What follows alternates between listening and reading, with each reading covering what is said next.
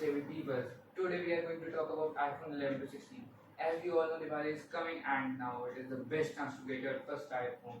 I mean, it can be yours another one too. But I would talk from iPhone 11 to 16, which one should you buy? I mean, all iPhones are almost modern and gets updates. But let's talk which would be first for you. Yeah. A big no for everyone. Let's talk about cons because it has no pro except the brand rate. Cons. 720p display, a very bad battery life, I would say a very bad charging speed, and cameras were very mediocre for this type.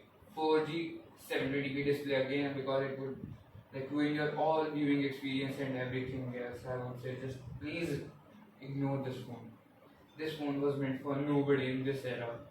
Even if you get for 5,000 now, then only it makes sense. But if it's obvious that you won't get it, please just ignore this one. Let's talk about iPhone 12. So it was the successor of iPhone 11 and it had a huge improvement, but not for us now. The pros are it had a 5G and updates would be for 2 years. Next, if you are going to get it for a time pass, it is good to go for you. Cameras were good enough and display was not a fully HD for 720p. It was full HD display and you could record videos or see videos up to 1080p. I would say the cameras were the best part and this was one of the good phones you can get if you have a really tight budget. But I would say a big no if you have a budget till 35 or 40.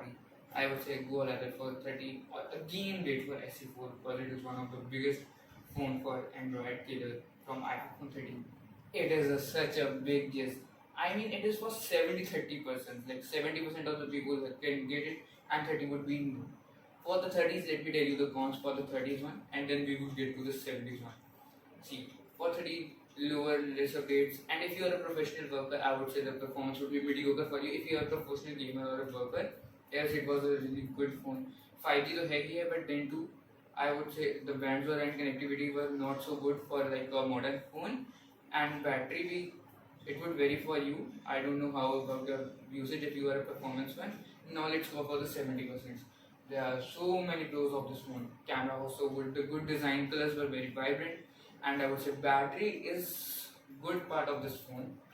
If you are not a very high performance user, if you are a mediocre user, go for it. This iPhone is the best one available out for there.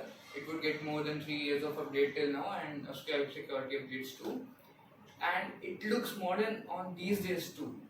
That 30% people are like the people who are very professional and look too like. And if you go outside, you are then too we can get it's an iPhone. And if you are getting for brand value, every iPhone is better for you. But 13 would be the best option for other budget.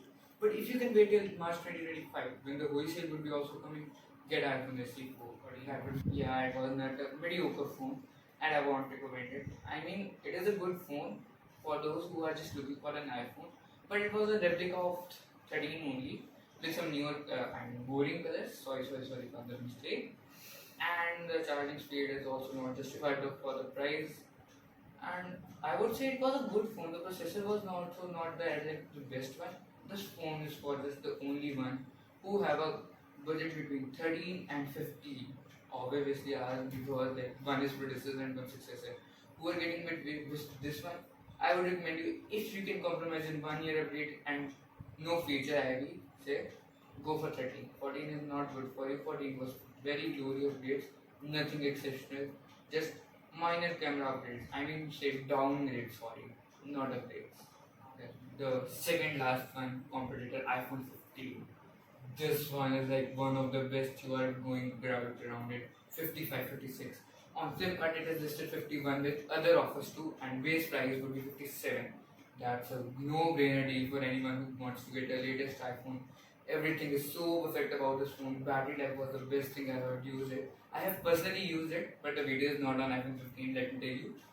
If you are thinking that why the camera quality is so bad, this is not iPhone. Let me clear it out. And everything else was so good, just except one con, that was heating. Yeah, I faced literally so much heating issues while using it. I was just using it in a sunny, hot day. I'm literally telling you it was so much heated that I have to remove the cover and I have to put it inside the AC. Yes, inside. Like I was standing on a vent of an AC and was like putting it there. And then it took 2 minutes. Like think now over how much hot it would have been. But yeah, so I would say the performance was up to the mark. The heat was because CPU then releases the heat. The heat sink is very bad in iPhone 15. That has been improved in 16, I know.